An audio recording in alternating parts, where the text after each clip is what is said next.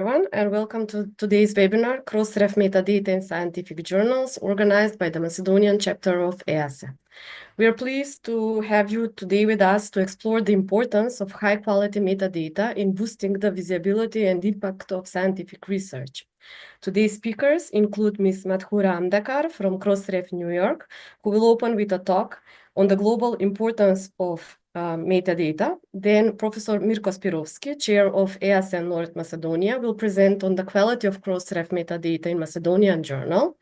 After that, we will hear Professor Vladimir Trajkovski, who will highlight the role of the metadata in research collaboration, and Dr. Ivo Spiroski will offer a practical session on exporting metadata using open journal systems.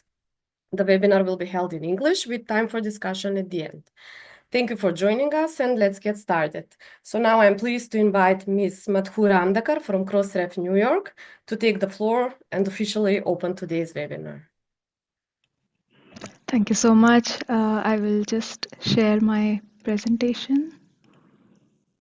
So much, Slavica, for that introduction, and thank you everyone for giving me this opportunity to present today. It's a pleasure to talk to all of you today. The title of my talk is Crossref and the Importance of Quality Metadata. So that's exactly what I'm going to talk about.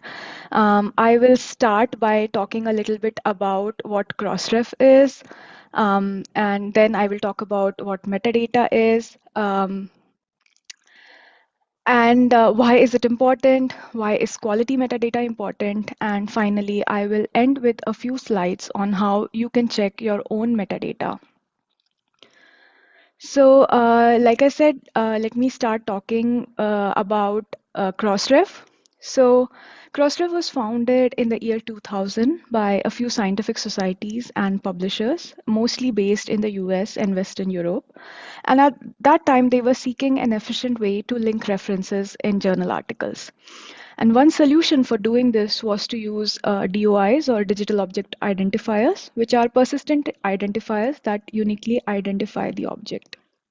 So essentially, Crossref started as a collaborative central reference linking service using DOIs for this purpose. It's been 25 years since its inception. We are celebrating our 25th anniversary this year, and today Crossref does much more than reference linking. Crossref's membership comprises of more than 20,000 members from 160 countries. About 35% of these are publishers, another 40% identify as research institutions and universities. 25% of our membership is made up of a combination of funders, repositories, government institutions, and others. Together, our members have registered over 165 million metadata records across all content types. And all of these items contain a range of metadata, which can vary based on the content type that has been registered. We facilitate an average of 1.1 billion DOI resolutions, which means that that's the number of times the DOI links are clicked every month. And there are thousands of systems which reuse these metadata records through our open APIs. So we've also worked as a technical solution for our members to register metadata records and for the community to access those metadata records. But more importantly, we are also a community convener. We work with the community to co-create solutions to shared problems. We are a small organizations with our team members spread across different time zones and many countries, and we are very ably supported by many sponsoring organizations as well as ambassadors, without whose help none of this would be possible. So our mission as a not-for-profit and community government organization is to make scholarly communications better. We make research objects easy to find, cite, link, assess, and reuse. It's as simple and as complicated as that. How exactly do we do that? So as some of you may already be aware that organizations who publish scholarly content, they join Crossref, and upon joining, they commit to the membership terms. We provide our members with a DOI prefix, and they use this DOI prefix to create unique DOIs for each item that they publish. So a DOI works as both a locator for that published item as well as a container for a record of metadata about that item. And let me talk a little bit more about what that means. So when members register a DOI with us for a specific item, they register the DOI string itself, which includes the prefix and the unique suffix for that member. And in addition, they also register a metadata record, which is the information about that item. And we'll talk more about metadata in just a second. So the metadata record importantly includes the URL of where you can find that item. And it also includes a lot of other information. So if we take the example of a journal article, the metadata in this case would be, for example, the name of the journal where the article was published in, the title of the article, the date on which the article was published, names of the authors, author affiliations, and all of that. So all of this metadata or this information is stored in the Crossref system as XML. So once a member has registered their DOIs, the DOI can act as a locator. So which means that if you paste that DOI into a browser, it will resolve to the URL that was included in the metadata record. And if this URL changes in the future, you can just update the metadata record that you hold with Crossref to the new location URL. So this will ensure that, that the DOI will always resolve to its current location. And like I said, DOI also acts as metadata container. It contains the metadata record in a consistent and machine-readable format that's then openly shared with the whole global scholarly community through our APIs. And anyone can use those APIs to access these metadata records. So let's talk specifically about metadata because while persistent identifiers are really important, metadata helps in getting your content discovered. So what's metadata? If you look at Wikipedia, it says that the definition for metadata is data about data. It's not the content of the data itself, but it's rather information or data about the data. Metadata is all around us in our daily lives as well. So let's take the example for, say, a digital photograph. In this case, metadata would be the location where the photograph was taken, let's say the time when it was taken, any settings or the date. All of this is metadata about that photograph. So it's not the photograph itself, but all the information about it. Another example is like a music file. So metadata about that could be the name of the artist, the length of the song, copyright information about the song, and so on. So as you can see, metadata has a lot of applications in different things. And when metadata is present about an item, it makes the item more useful. It provides a good context about that item. So the same goes for publishing as well.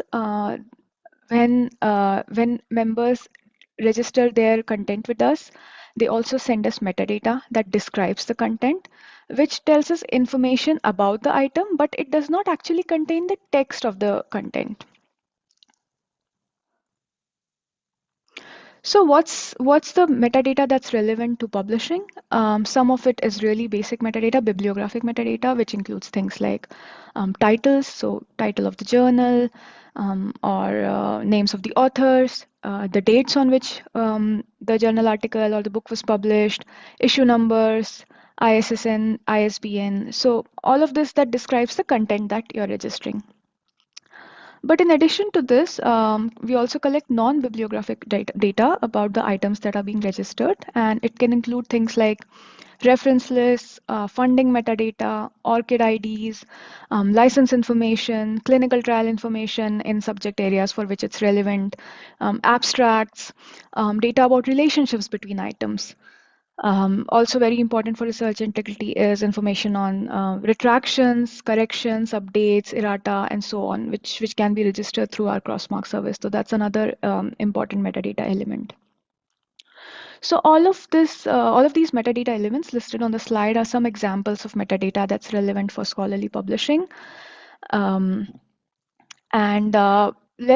talk a little bit about why this metadata is important. This is a busy slide and it talks about the many ways in which metadata is important. Metadata really enables a lot of different things. So let's go over this one by one. Metadata is really crucial for research integrity because it can act as a signal of trustworthiness. So when you look at the metadata of a paper, it tells you who the authors were for an article, who were the funders, what are the affiliations of the authors, what else have the authors published. So by giving all this information and giving all this context about the work, metadata can act as signal for trustworthiness. So it's really important for preserving the integrity of the scholarly record and for research integrity overall. Metadata is really critical for reproducibility. We all know that researchers need to be able to build upon each other's work. And this is only made possible when you're able to verify and reproduce the results from earlier work. And this is enabled when funding, protocols, research data that was used, any software, peer review reports, all of these are linked together using metadata. So when all of this is linked, you can build on the previous work, and that's where metadata plays an important role for reproducibility. Many times, organizations such as universities and funders may need to carry out reporting and assessment because they want to show the accountability and benefit of public investment, or they may want to provide some benchmarking information. They may want to demonstrate their compliance with funder mandates. They may want to decide what research to fund. So if there's metadata available on, say, affiliation, ORCID IDs, funding and grant information, peer review reports, and when all of these things are linked, it can help in assessment and reporting as well. I'm sure that everyone has heard a lot about discoverability and how metadata improves the discoverability of your content. And this is possible when the more metadata you include, it's easier for others to search and discover. Because the more metadata there is available, there is more likelihood of being able to find that item. And then there are many downstream services, including researchers as well as organizations who use this Crossref metadata to build their own tools and services for the research community. So this is how metadata is transmitted through the scholarly ecosystem, and it really helps in discovering your content. So we saw how metadata enables a lot of different things, and in order to maximize the impact and use of your metadata, it's very important to remember 4 things when registering metadata with organizations such as Crossref. So metadata should be compatible. It needs to be well structured and usable for both humans and machines. If metadata is compatible, it can be used as much. Metadata should be complete. Try to include as much metadata as possible. So not just basic bibliographic metadata, but as much rich metadata as possible. For example, if you have a journal article which has more than one author, include the ORCID IDs for all of them if they are available. Metadata must be credible, which means that it should be error-free, it should be accurate. So for example, avoid any mistakes or typographical errors, any spelling errors. Because if the metadata is incorrect, it'll not be of much use to anyone, and it'll also affect the ease with which your content is discovered. For example, imagine if the spelling is incorrect, then you're not able to discover the content. It's also very important to maintain your metadata. So update your metadata if there are any changes. For example, if your URLs change, it's important that you send us the new URL so that your DOIs continue to work. You should be maintaining your metadata records over time, and think of a metadata record as a living thing that you keep enriching. So existing metadata can be updated at any time at no additional cost. So if you find that there are any changes, for example, like I said, if your URLs change, do update your resolution URLs. So if your journal moves from one hosting platform to another, or if a journal ceases to publish, if some work has been retracted or updated, make sure to update the metadata, and so that it's always maintained and the metadata records are up to date. So like I said, once you start depositing metadata with Crossref, maintenance is really important. It's the key to keeping it clean, complete, and up to date. Identify and correct any errors. If you see any errors with any spellings, dates, authors, etc., make sure to clean it. If you have any other metadata that becomes available over time, for example, ORCID IDs or ROR IDs, grant information, funding metadata, references, make sure to add that metadata. If any URL changes, platform changes, or publisher changes, make sure to update your metadata so that it's always accurate. But it's possible that sometimes mistakes might happen. And this slide lists some of the common errors that we see. Sometimes author names are missing or they may be incorrectly spelled. Sometimes it's possible that the URL has changed, which means the DOI no longer works. Publication dates may be missing. Authors sometimes report incorrect ORCID IDs. The titles may not match. So these are some common kinds of metadata errors. And this, if the metadata is incorrect, it hinders discoverability, reusability, credibility, and generally it's not good for anyone, because you can imagine that then it makes your content that much harder to discover. So like I said before, really encourage you to update your metadata if as and when information becomes available. So why is this important? I spoke a lot about metadata and registering comprehensive metadata and metadata that's accurate, because many organizations and researchers use this metadata to find the content that you publish. Crossref's metadata is standardized and it's machine readable. So it's very useful to many organizations that create tools and services using this metadata. And I've listed some examples here. Examples of these tools are author profiling tools, manuscript tracking systems, library discovery services, metrics providers, and more. And so all of the metadata that's available with Crossref can be accessed using open APIs. This API is relied on by a large part of the research information community, and it sees around 1.8 billion requests each month. This number has really grown in the last 5 years or so. So our members use it a lot. They use it for all sorts of things. They want to find out more information. They want to retrieve information about their own records. They want to pick up connections like how many times is their work being cited? Are there any relationships between their work and other work? So a lot of services, databases, discovery tools, organizations are using this data. Researchers are using it for analyzing trends in science or for like recording retractions and so on. So there's a good chance that almost any tool that you're using in scientific research has somewhere incorporated metadata through Crossref. So this is why it's really important for registering comprehensive metadata. So let's look at a few examples of how including metadata can make your content more visible. And I have included a link to the Crossref search tool here, and you can visit this link. And this tool allows you to enter information such as you can enter a title or an author, DOI, ORCID ID, and it will show you what Crossref has in its database. There's also a dedicated search interface for funding information. So you can enter here the name of the funding organization, and the results will show all the content that that organization contains in the metadata. So these are some of the tools that you can explore to find content. Here's an example. I have made a search for the words lizard ecology, which used to be my research interest a few years back. And you can see the results that have come here. So the results, if you can see, are different types of content items. So there's a book chapter. There's also a journal article. So anything that's relevant to my search words is showing up here. You can filter the results by the year of publication or the type of publication. You can cite, filter, or view this metadata in JSON format. You can also download it as a CSV file or click on the DOI link to connect to the content.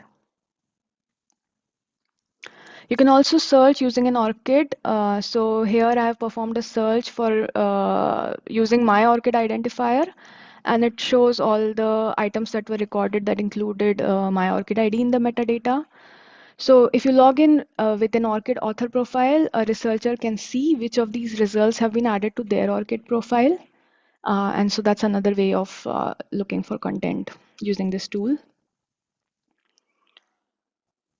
So We just saw in the previous section that the richer your metadata is, which means that the more metadata elements you include, there's a greater chance that your content will appear in one of the downstream tools.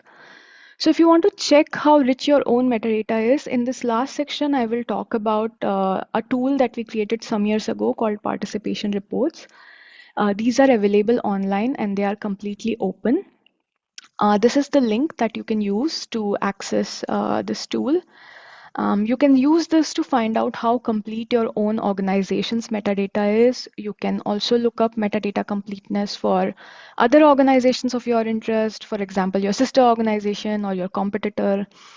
So this is the link, like I said, and when you go here, it looks something like this. So you just need to start typing in the name of your organization and it'll start to appear in the drop-down list, and you can click on it to select the organization for which you want to see the report. When you select the organization, you will see the main page of the report and information about the organization. So this is an example of a members report. This is the report for eLife. At the top, you can see the name of the organization and the total number of DOIs that have been registered with us. And there are 11 elements that are being shown here. And for each of these, you can see what percentage of the DOI records contain these key metadata elements. So this shows the percentage. So these are some of the metadata elements that we consider important for making the content more useful and discoverable. So this includes references, abstracts, ROR and ORCID identifiers, funding information, URLs for similarity check, for license, for text mining. So these are the 11 items that are really important for maximum visibility, and these are the ones that are available in participation reports. So I would really encourage you to look at the metadata for your own organization and examine how well the coverage is. And with that, this brings me to the end of my presentation. I have given some links here for if anybody is interested in reading more. You can also visit our community forum and engage in any discussions there. If you have any questions, you can ask them there. You can also look at what other people have been talking about and asking about. And if you have any specific questions about your own metadata or about any Crossref service, you can contact the team directly. With that, I'd thank you so much, and I'll hand it back. Thank you, Ms. Madhura, for this lovely presentation. And next, we will hear from Professor Mirko Spiroski, who will present on the quality of Crossref metadata in Macedonian journal. Hi. To everybody, I will try to present the quality of Crossref metadata in Macedonian scientific journals. My aim was to analyze the quality of Crossref metadata in Macedonian scientific journals and to suggest mechanism for increase of the Crossref metadata quality in Macedonian scientific journals. Sorry, can I just interrupt, Mirko? Do you have your presentation? Because we're not seeing it. Are you talking to your presentation? Just a moment, please. We're not seeing it at the minute. It's okay. Okay, looks like it's coming. It's okay. And now put it in presentation mode.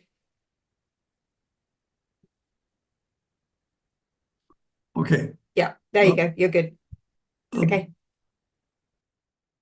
My aim was to analyze the quality of Crossref metadata from Macedonian scientific journals and to suggest possible mechanism for increase of the Crossref metadata quality.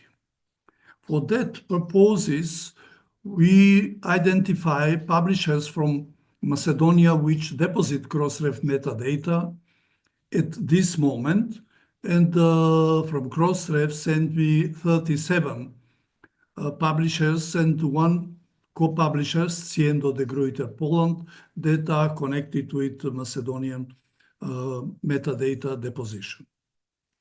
Macedonian publishers were analyzed on February 15 this year with the Crossref tool participation reports, how good is your metadata, which was explained by Madhura in the previous lecture.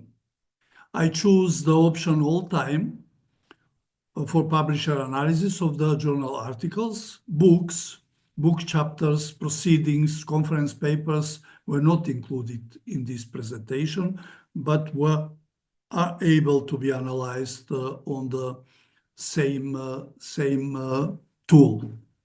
We analyze 37,595 registered content items, and we'll present the results here. First of all, I would like to show the number of deposited DOIs or DOIs, and we can see that the biggest number are deposited from InTouch. The second was the European Scientific Institute, and the third one was Scientific Foundation Spiroski. On the fourth place is University St. Cyril and Methodius from Skopje, and so on.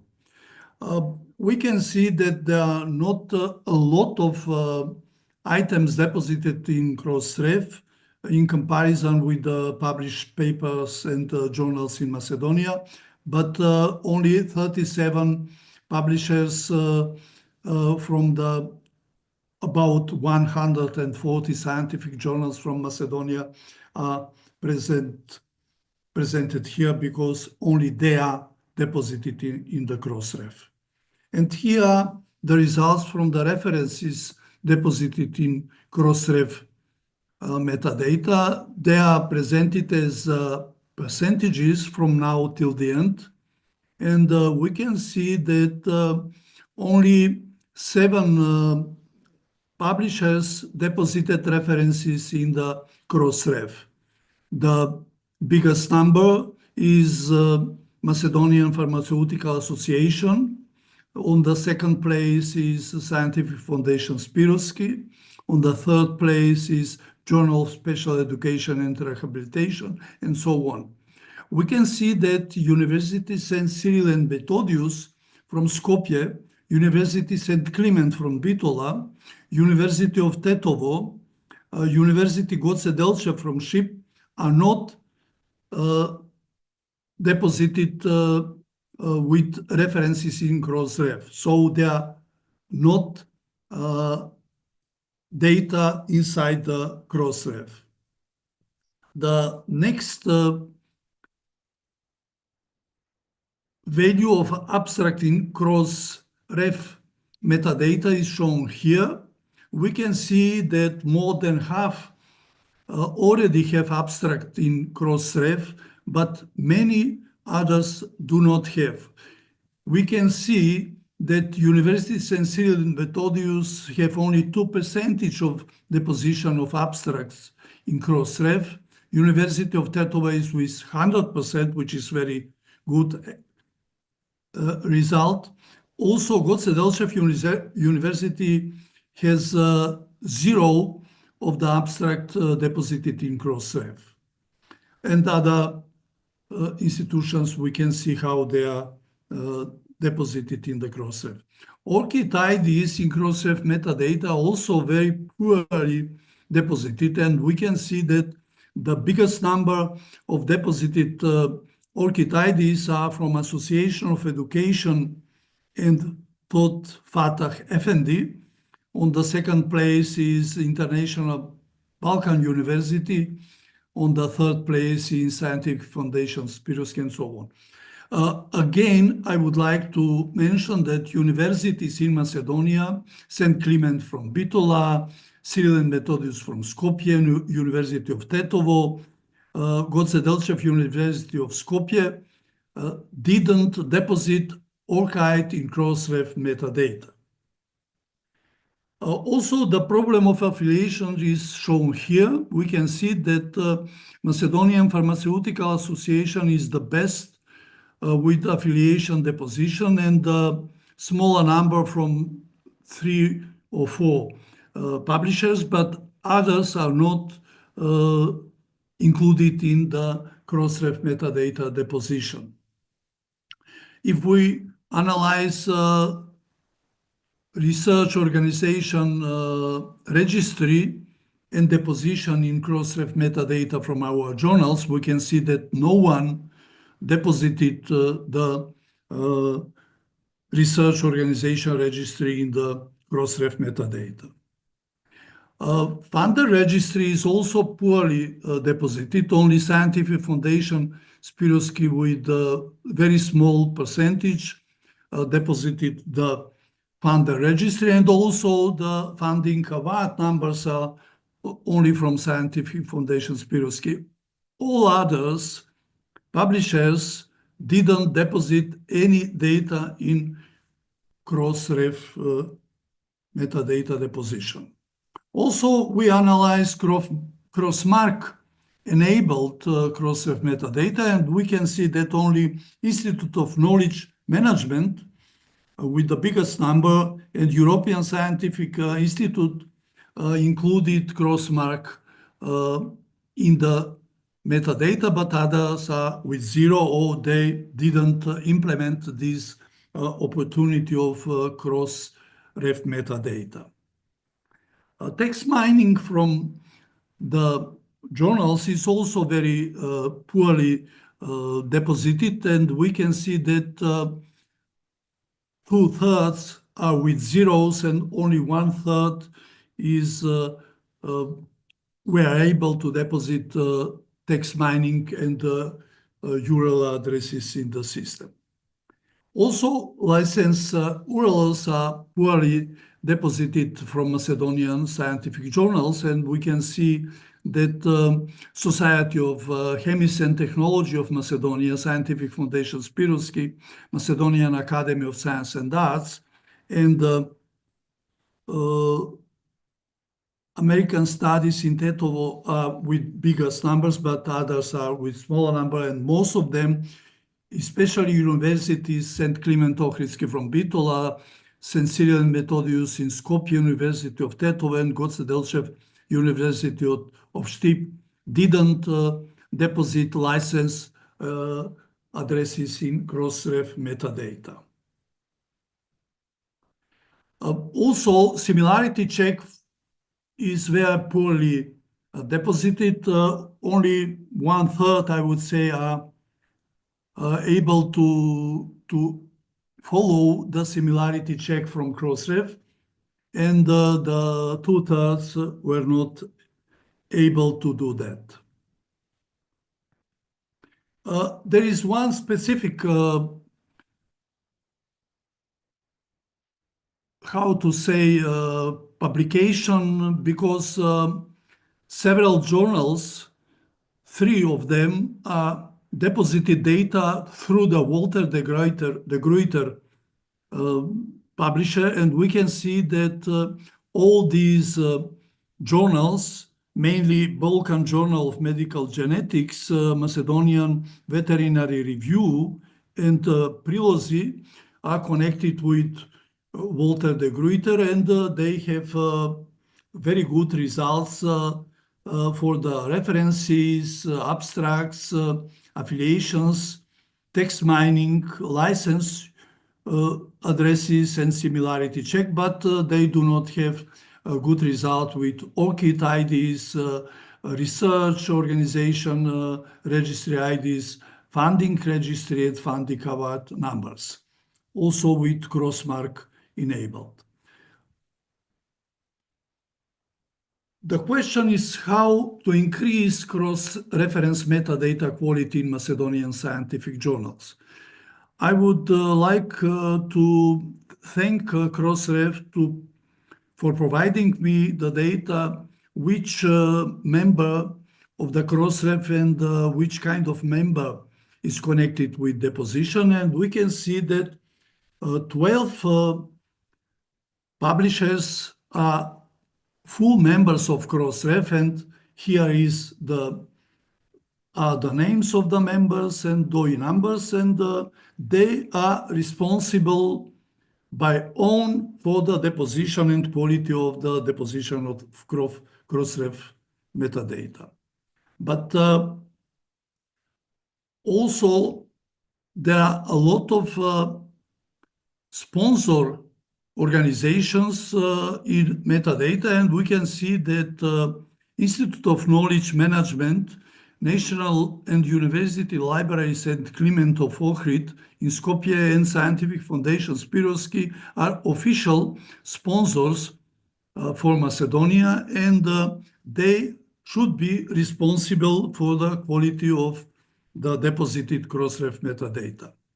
Here is also presentation of the number of the DOIs, not journals, but only DOIs from National and University Libraries and Kliment of Ohrid in Skopje with 18 DOIs, Scientific Foundation with 3 DOIs, and with 1 DOI from Albanian Canadian Development Alternative, Institute of Knowledge Management, ACOEC Publishing, and Jan Yazilim Bilisim Hizmetleri from Turkey with 1, which means that sponsors are responsible for the quality of deposition of metadata of their members.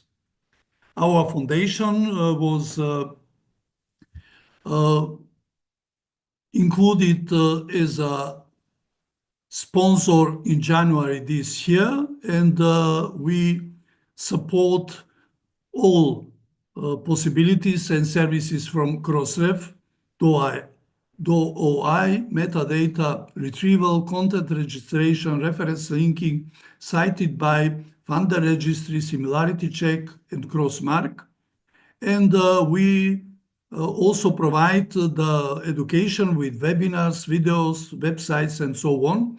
And this is first of this activity. I hope that we will organize more activities this year and next years.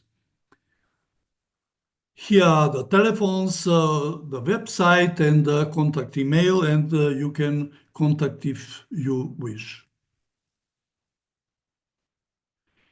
We, as a beginning, translated in Macedonian metadata retrieval, content registration, reference linking, cited by funder registry, similarity check, and crossmark. And they are available on the website in the page given on this slide. Of course, this will help the Macedonian scientific publishers to increase the awareness and the quality of the published and deposited metadata. We have one example of the journal which was hosted previously on the Heraldica.org MK as a Macedonian Herald, and the editor-in-chief decided to migrate and to increase the quality of the papers, and we decided to cooperate. Editor-in-chief unpublished the papers, correct the metadata, and publish again, and we resubmit and find the final results after that. We can see on the left that the results, the quality of the data on February 15 this year was 0 for all items, 11 items, and after that, almost 1 month later, after these activities with editor-in-chief, Mr. Jovan Jonovski, and our Crossref Macedonia were increased, as you can see, for most of them. So it is possible to increase the quality of the metadata.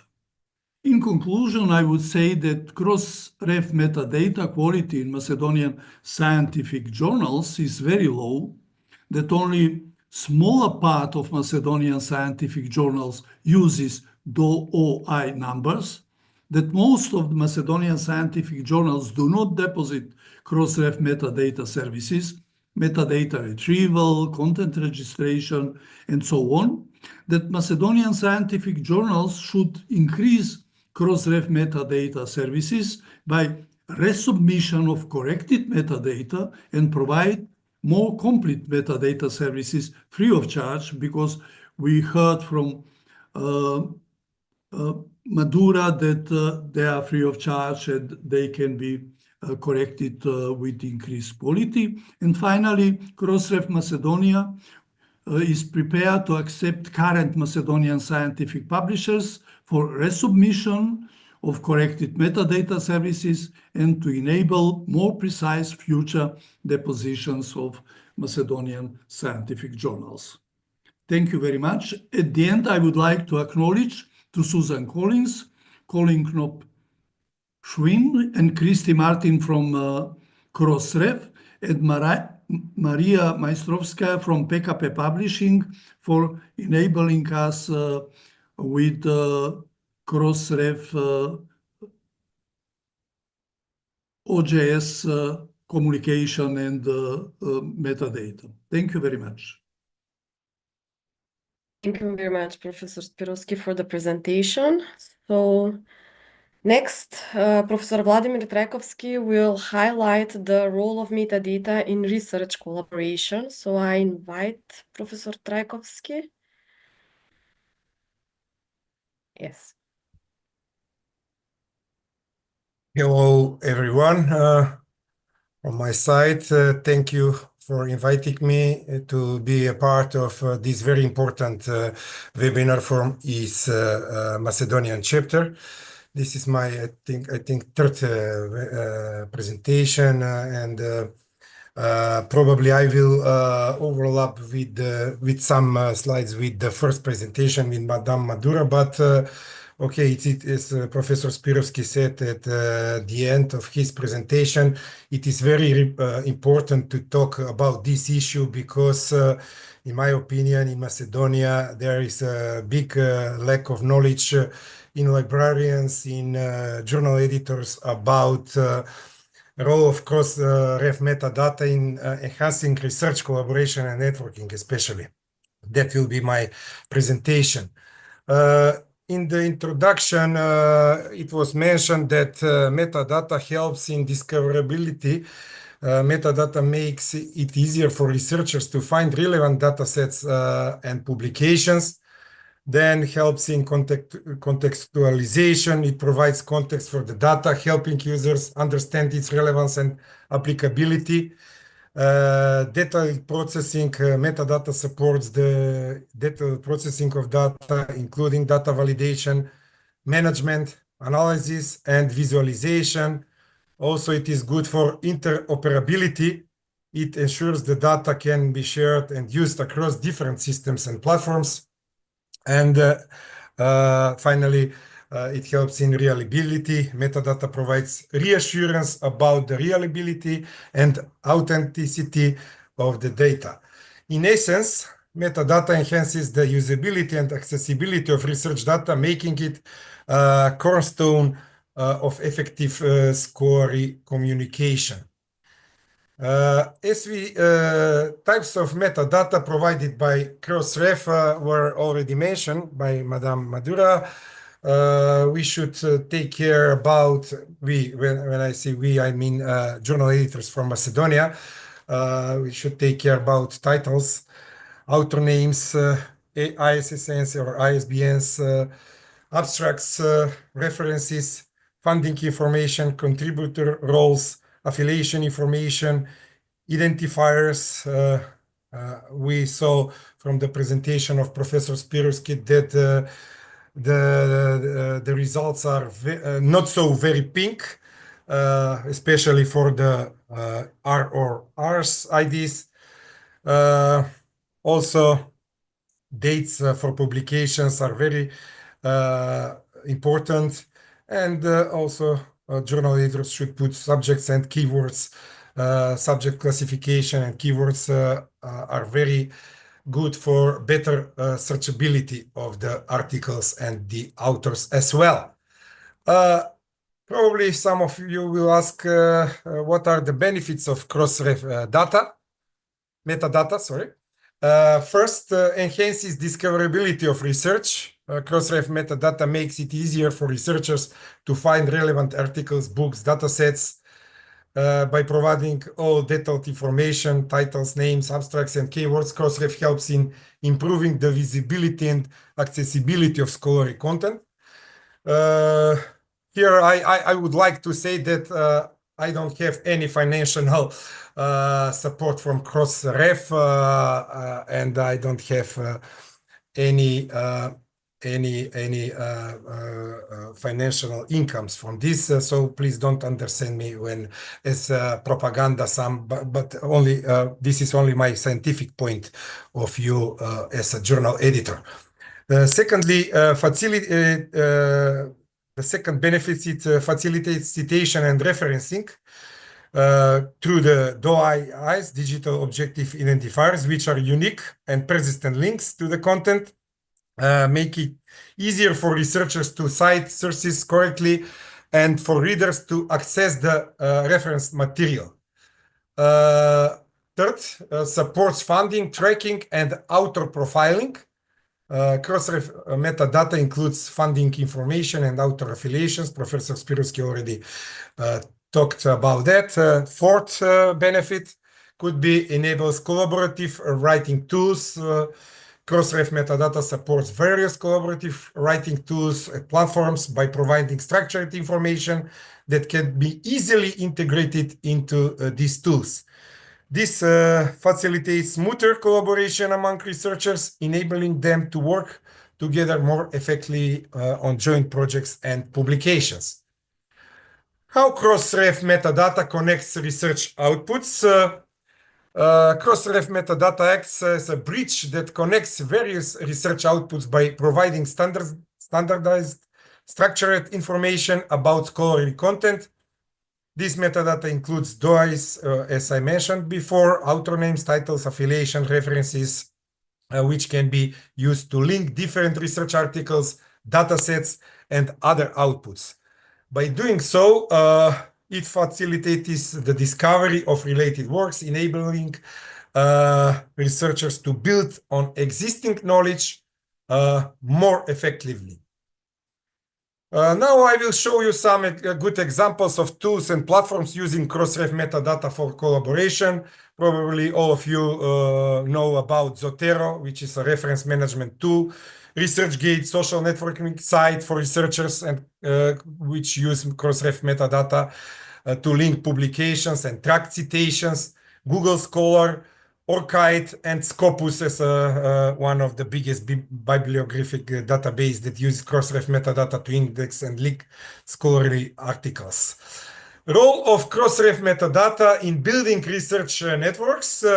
It plays a crucial role, I would say, in building research networks by providing a standardized way to connect and share scholarly outputs by linking research articles, datasets, and other outputs through DOIs and other identifiers.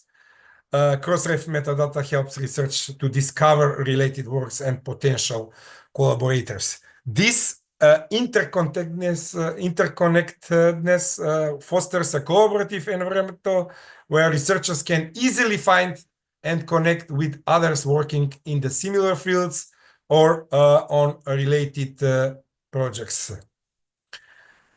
Now I will say some examples of how metadata helps researchers find collaborators. Through ResearchGate, researchers use Crossref metadata to link their publications. Orchid, by integrating Crossref metadata, we saw that also very, very bad results from Professor Spiroski's research from our publishers in Macedonia, and we must work in the following months on that field as EASE Macedonian chapter, and also I'm talking in the name of St. Cyril and Methodius University in Skopje, where I'm employed. Google Scholar, Crossref metadata enhances search results. Data repositories, many data repositories use Crossref metadata to link datasets with publication and academic conferences. Also, it is very important to include metadata, which helps in organizing conferencing proceedings and identifying speakers and attendees with similar research interests. This facilitates networking and collaboration during and after the events, conferences, seminars, etc. I already mentioned about the success stories with ResearchGate, Google Scholar, and data repositories. These examples illustrates how Crossref Metadata enhances research collaboration and networking by making it easier for researchers to find, to cite, and connect with each other's work. There are some challenges in using Crossref metadata. Some of them were mentioned by first speaker. First, inconsistent metadata quality. Different publishers may provide varying levels of metadata quality, leading to incomplete or inaccurate records. And here I would mention, especially in the discussion, in the section discussions today, and I would like to talk with the Crossref representative, especially about the annual Faculty of Philosophy, where I'm directly involved as a coordinator for indexation and academic publishing on the Faculty of Philosophy in Skopje, Macedonia, because all our results are 0%, but I put all of metadata, so I will want to discuss about that later on today. The second challenge is lack of standardization. Variations in metadata standards across different platforms can create interoperability issues. Data duplications is one of the main challenges. Duplicate records can occur when the same content is registered by multiple publishers or platforms. Metadata completeness, ensuring that all relevant metadata fields are filled, can be challenging, especially for older publications or those from smaller publishers. And the last but not least, access to funding information is very important. Collecting comprehensive funding information can be very difficult, as not all researcher projects disclose their funding sources. What are solutions and best practices for overcoming these challenges? First, metadata quality control. Publishers should implement rigorous quality control processing to ensure that metadata is accurate and complete. I think that Macedonian publishers are not aware about this rigorous quality control. Adopting standards, following metadata standards such as those provided by Crossref, can help improve consistency and interoperability. Then deduplication processes, implementing processes to identify and merge duplicate records can help maintain a clean and accurate database. Fourth, encouraging complete metadata submission. Publishers should be encouraged to submit all relevant metadata fields, including funding information, to enhance the completeness of records. And also there is a big need of training and education, providing training and resources for publishers on best practices for metadata submission can improve overall data quality. What are emerging trends and developments in metadata usage? Linked data and semantic web is a very interesting issue. The adoptions of linked data principles and semantic web technologies is transforming metadata usage. This allows for more meaningful connections between datasets, enhancing discoverability and interoperability. AI and machine learning. AI and machine learning algorithms are increasingly being used to automate metadata generation and curation, improving accuracy and efficiency. Open metadata standards. There is a growing trend towards adopting open metadata standards such as Dublin Core and DataCite. I will mention in the next slide much more about that. Enhanced metadata for provenance and trust. Metadata is being used to provide more detailed provenance information and signals of trust, such as funding sources, peer reviews, and post-publication comments. And Multilingual metadata is emerging trend. Supporting metadata in multiple languages is becoming more common issue and making research more accessible globally. What are potential future benefits for research collaboration and networking? We should improve data sharing, enhance metadata standards and practices. Better data integration, linked data and semantic web technologies will enable better integration of diverse data sets.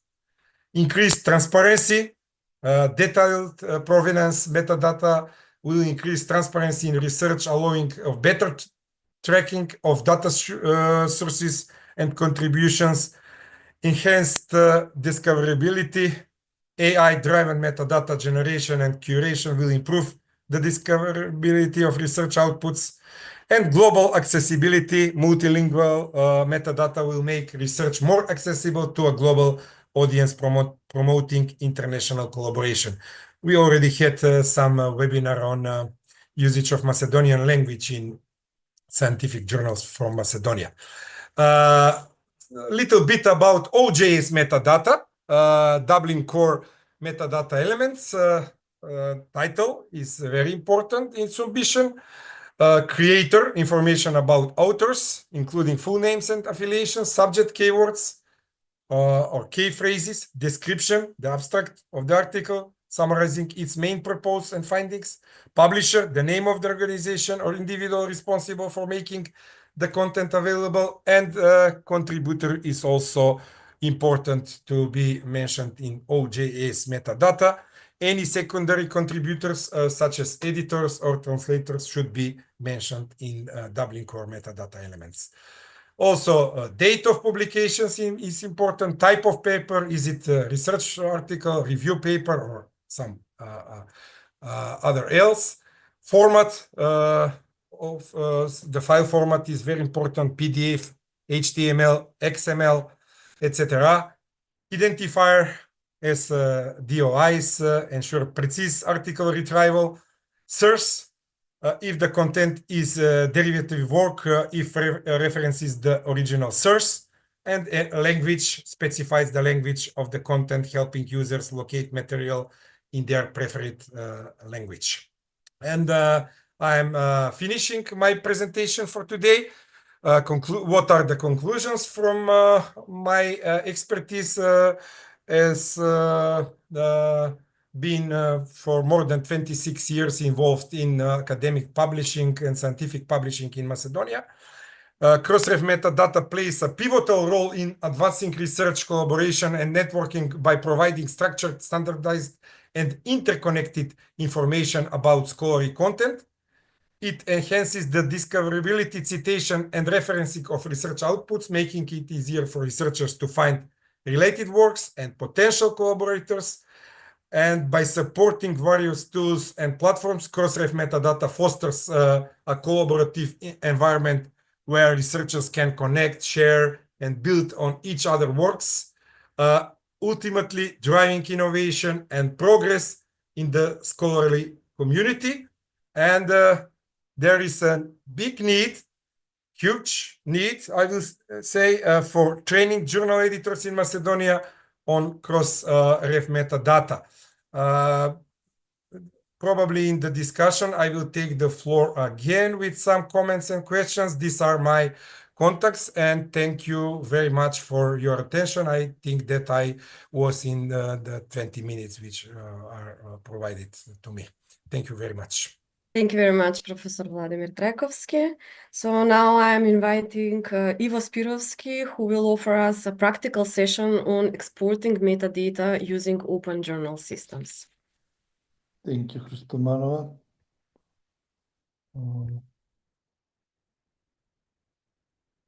Okay, we heard a lot about metadata, and today we will see how to export article metadata in Crossref XML format in open journal systems.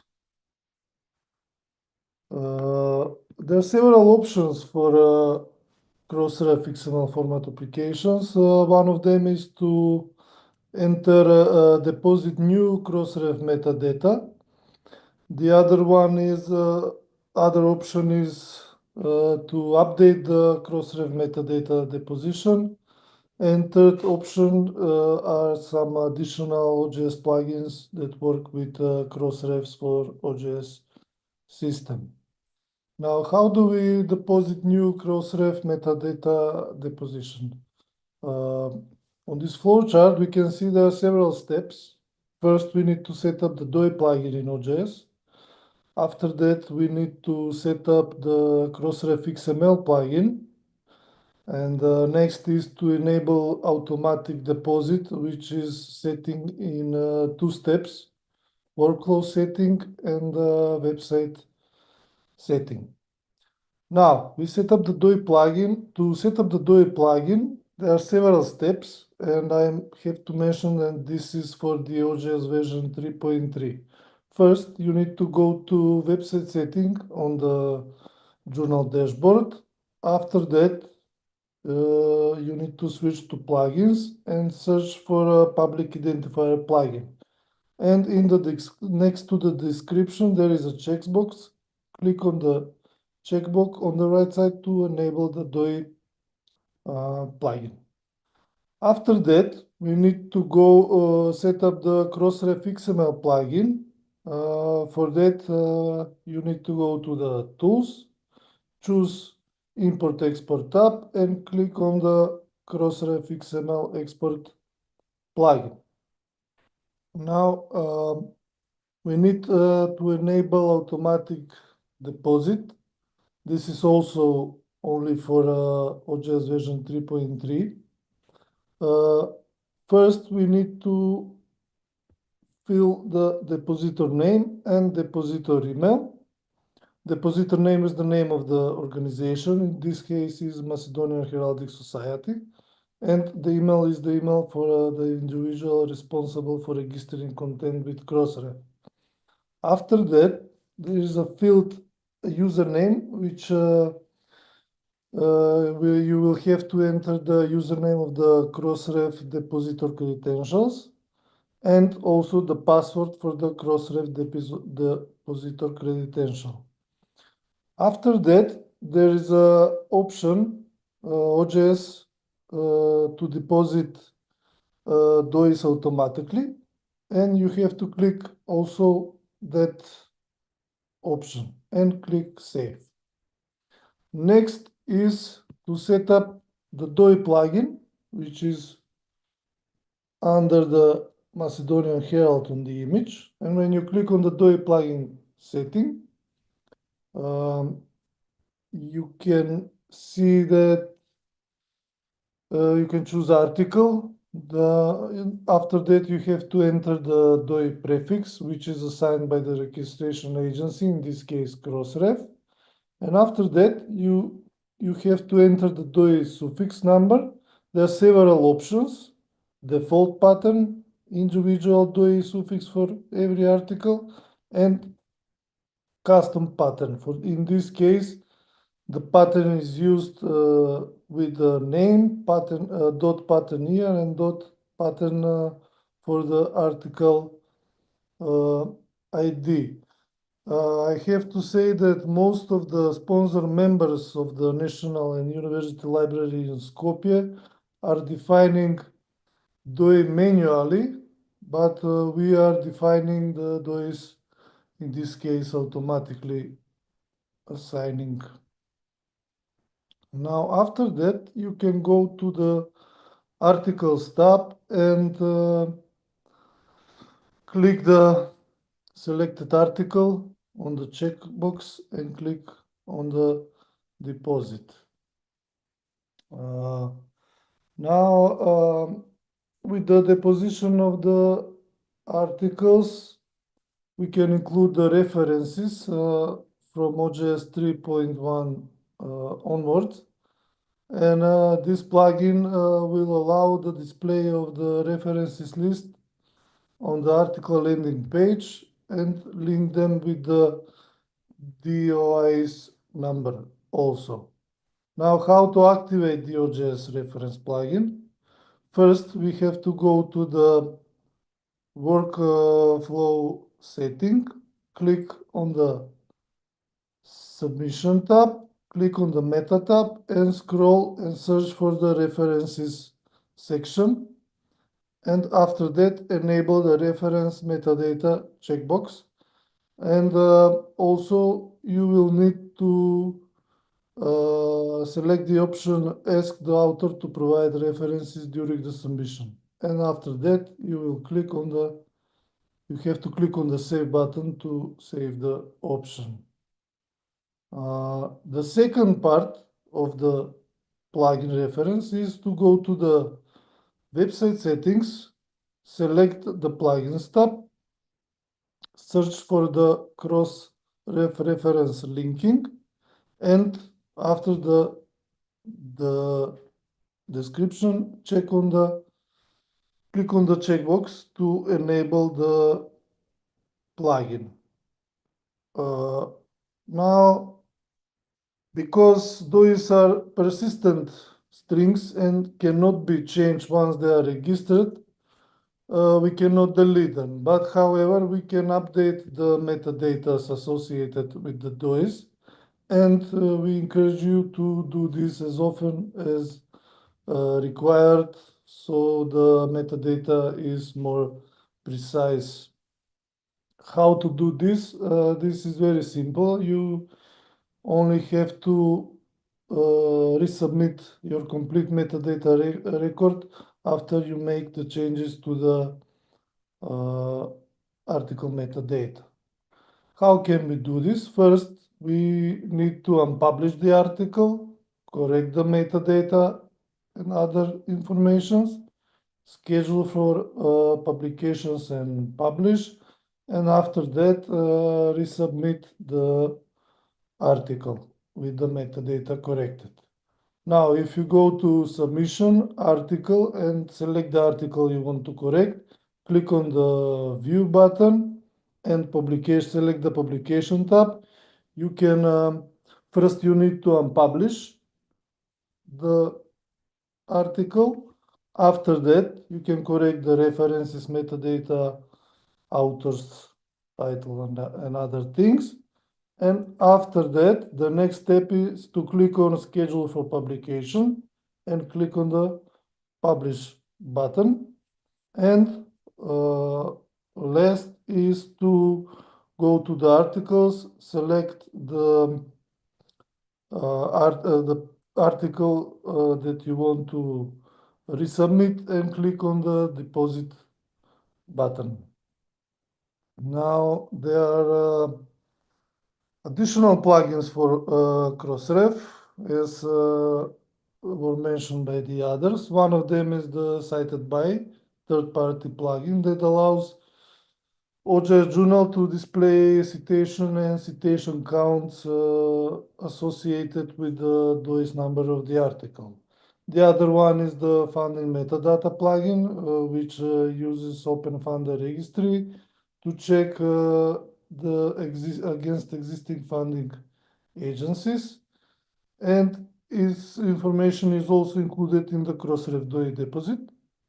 And the last one is the similarity check plugin. This plugin enables automatically to send the manuscripts to the Authenticate account to check their similarity to already published content. For this plugin to work, you have to be subscribed to the Crossref Similarities Check service to work.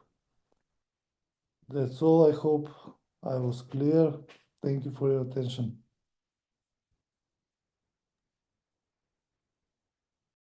Thank you, Ivo, for the great presentation. And as I already wrote in the chat, during the presentation, I received several questions, so I will try to ask them to the right person. So I think the first two questions are for Ms. Madhura Amdekar.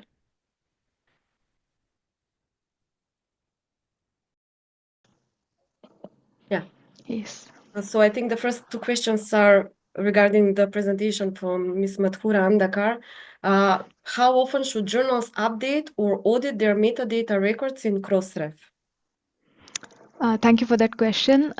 This is an interesting question about how often should journals be updating or auditing. I mentioned a few examples of key events where it's, I think, especially valuable to audit your metadata records. For example, if the URLs have changed, if you are switching your platform on which you're publishing your journal from one to the other, or if the journal is being transferred. I think those are some of the key events where it especially makes sense to update metadata records.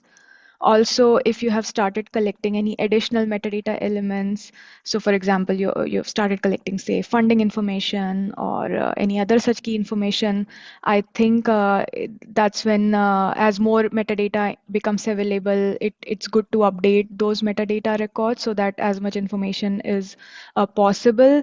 And in addition to the key events, maybe journals can set a schedule for keeping a track of any changes in their metadata collection policies and coincide their audit with that. I think that would be one of the ways to tackle this, in my opinion.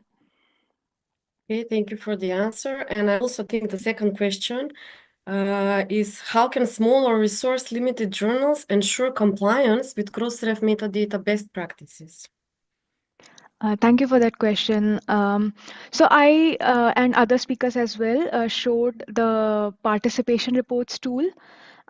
So I think that's one example of which metadata elements can be prioritized. So I understand that there are a lot of metadata elements that can be deposited potentially. So we have the basic bibliographic information, of course, and then there is other information.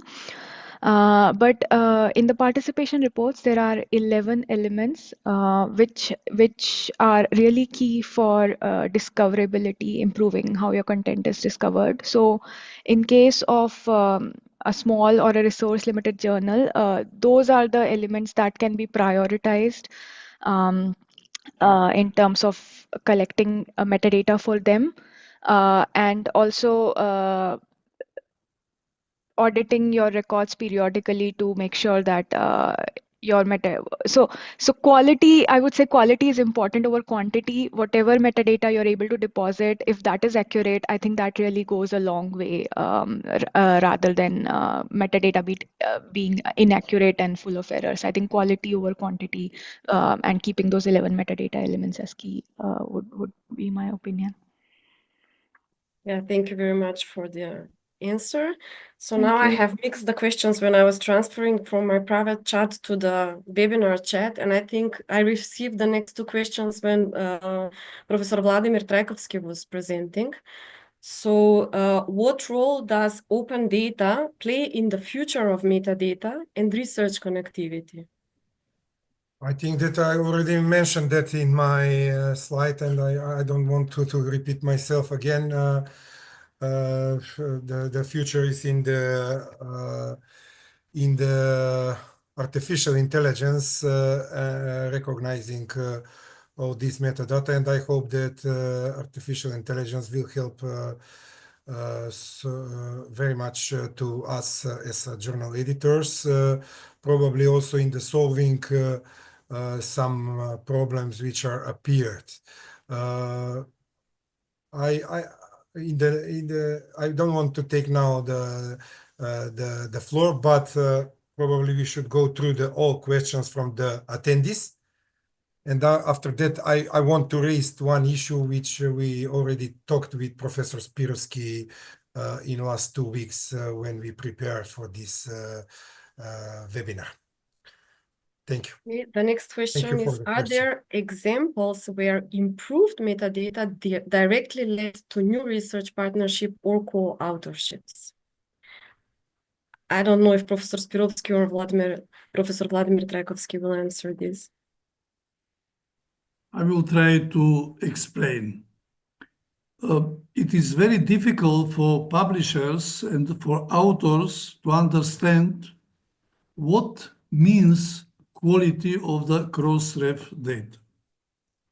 And as we saw, there are 11 items which can be analyzed or which can influence the quality of the metadata. Let me explain some of them. If the affiliation of metadata are not deposited, as in most of the examples in our scientific journals, then later on, all analyses which are connected with institutions or affiliations shouldn't be included in the results. For example, in the previous year, we discussed about the analysis of artificial intelligence of the Macedonian scientific journals. And more than 60,000 papers were not identified to which affiliation they should be assigned. And they were only simply put as Republic of Macedonia. This is only example for affiliation. And if we do not have affiliation, then we do not have precise analysis which institution is connected with such scientific data. One example. But it is not so easy because the registry for research organizations was very lately introduced, and most of the Macedonian research organizations are not registered and they shouldn't be identified. So it is not easy only to ask the publishers to put as much as possible informations in the deposition, but to prepare Macedonian institutions to fulfill the criteria to be identified. For example, authors should be identified by ORCID numbers. The papers should be identified by DOI items. The affiliations should be identified by research organization and so on. So this is very complex issue. We have to work in our country to enable and to support all these metadata to be identified, classified, registered, and deposited. Otherwise, we will have bias on the information later on, which is very, very, how to say, unhealthy for the scientific societies, for the scientific institutions, and for the scientific journals. Thank you very much for the answer. So the next question is based on Professor Spiroski analysis and experience. What are the main challenges the Macedonian journals face when working with Crossref metadata? Oh, it was very difficult to understand what is going on in our country. We started last year in the autumn to analyze what can we do with the increase of the quality of the Crossref metadata. And we communicated with the National Library, with other institutions, etc., and realized that there is no knowledge how to fulfill the criteria, how to deposit, and how to achieve main goals of the Crossref. And because of that, we started cooperation with Crossref as the third sponsor organization. Because in the previous time, even now, most of the scientific institutions and journals are only deposited DOI numbers and landing pages without any other data in Crossref. We saw from the results I presented. What it means? It means that we are not guilty. No one is guilty, but we are collectively not prepared to follow the needs of the scientific development in the world, mainly through the metadata in Crossref. So we should increase the institutions, full members, and sponsor organizations to increase the quality of the metadata. Probably you realize that 3 of the sponsors are from Macedonia and 3 of the sponsors are outside of Macedonia, connected with the Crossref metadata deposition in our scientific journals. If we are analyzing precisely, we can see that the foreign institutions connected with depositions of Crossref metadata are much more precise and with bigger quality than our institutions, meaning that we have to increase our quality in our country. How to do this? It is question of $1 million. If you, moderator, colleague Hristomanova, if you allow me, I will add something here. Yes, of course. Yes, I completely agree, and we have very frequently discussion with Professor Spiroski on this issue, and this is a huge problem on several levels.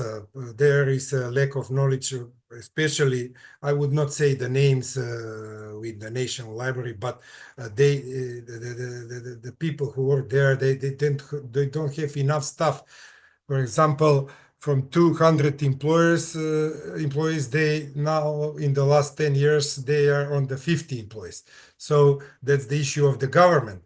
For example, one lady works on the 3 or 4 different issues, and they have a lack of knowledge. Also, the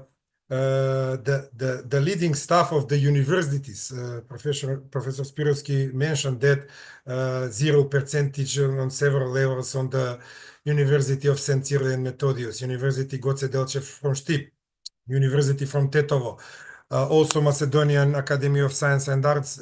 The situation is not so pink with their data.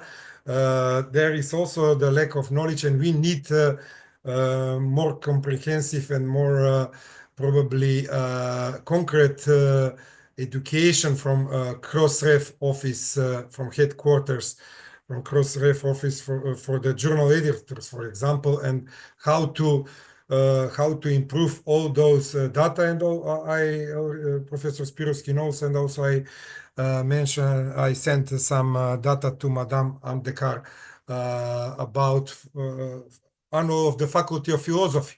I will mention here for the other audience.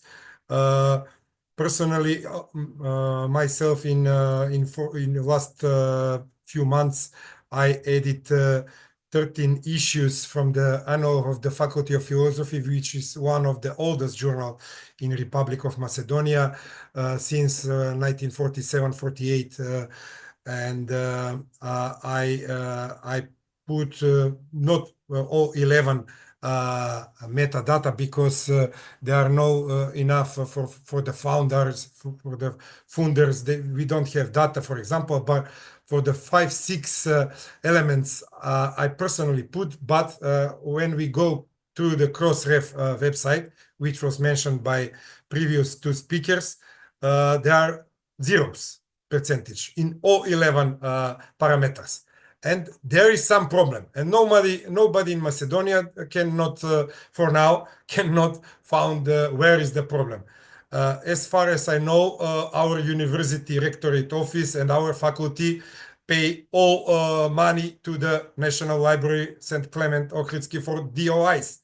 We also should get probably in that packages authenticate or similarity check, but we didn't get that service from National Library of St. Clement Ochridsky.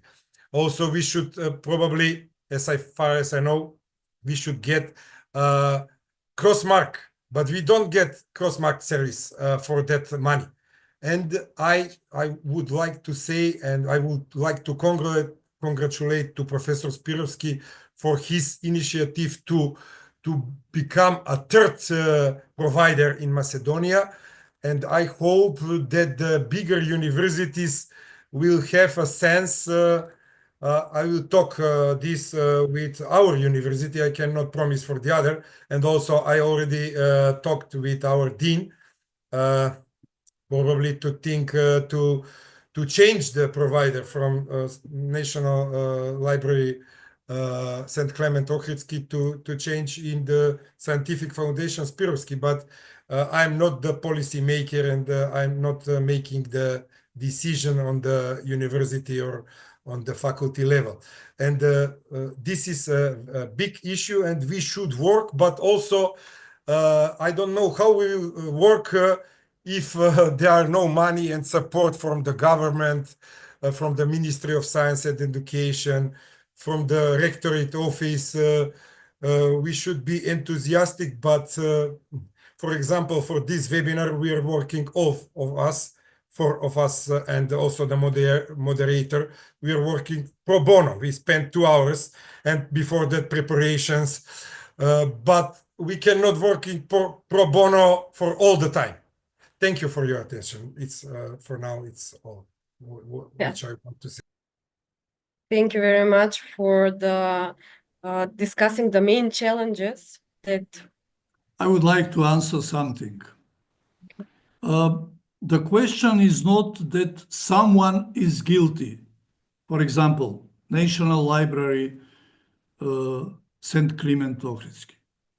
The question is that until now, only deposition of DOI numbers was recognized as the quality of the journal and papers, but it is not. It is only one starting point and 11 other metadata should be included additionally to that. So that's the problem. And this problem is not mainly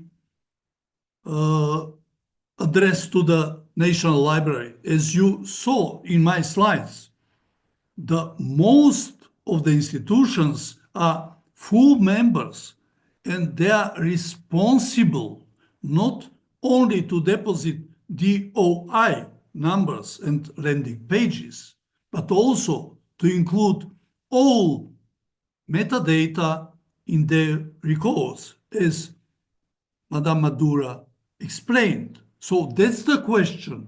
It's not someone guilty, but the knowledge, what should be done, should be increased, especially in the universities. Of course, it is not necessary to be connected to someone, to Professor Spiroski, to Scientific Foundation Spiroski, and so on. But it is necessary to understand that it is time to complete all metadata for all journals, for all papers to be complete, as Madame Madhura says. That's the question. And how it will be completed, we have to discuss. One way is to change the sponsor from one national library to our Scientific Foundation Spiroski, but it is only one way. There are other ways. It is not the intention of this webinar to change the institutions from one to another sponsor, but the main issue is to recognize that only landing pages and DOI deposition is not enough for quality of metadata. That's all.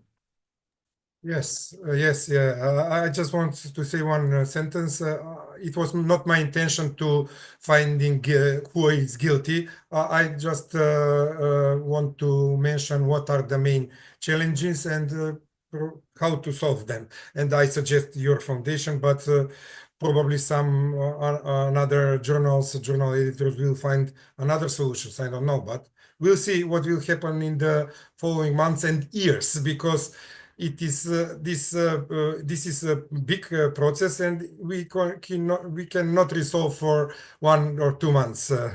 It will be ongoing process in the following years, I would say. Thank you very much for the answers. So the next question is, are there local or regional initiatives to support editors in improving metadata standards?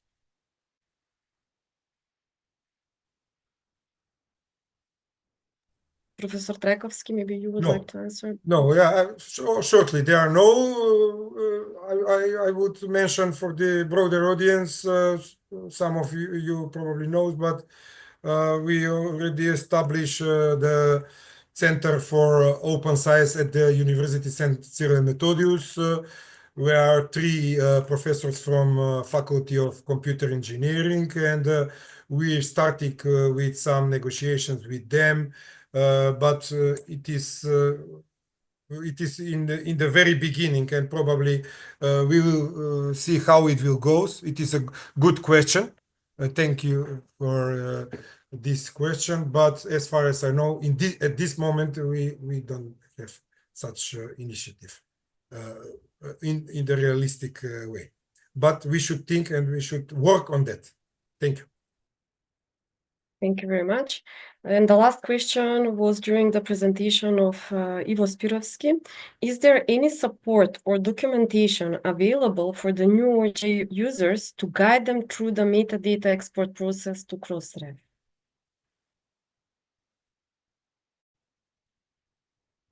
Sorry, Ivo, you are muted. Yes, the documentation is on the Crossref webpage. They can look at and find more about. And OJS as well, yeah. Yes, yes. Okay, thank you very much. I have no more questions in my chat box. And I would like to say thank you for the great presentations that we heard today. So we heard some of the problems that we are, as Macedonia journals, facing. But as Professor Trajkovski said, let's stay enthusiastic and hope to improve the quality of metadata in Macedonian journals in the future. Yeah, I think Ms.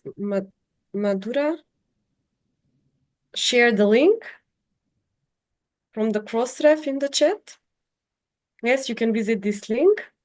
And thank you for the participants. Thank you for the great questions. And I hope that we will organize more webinars like this. Thank you very much.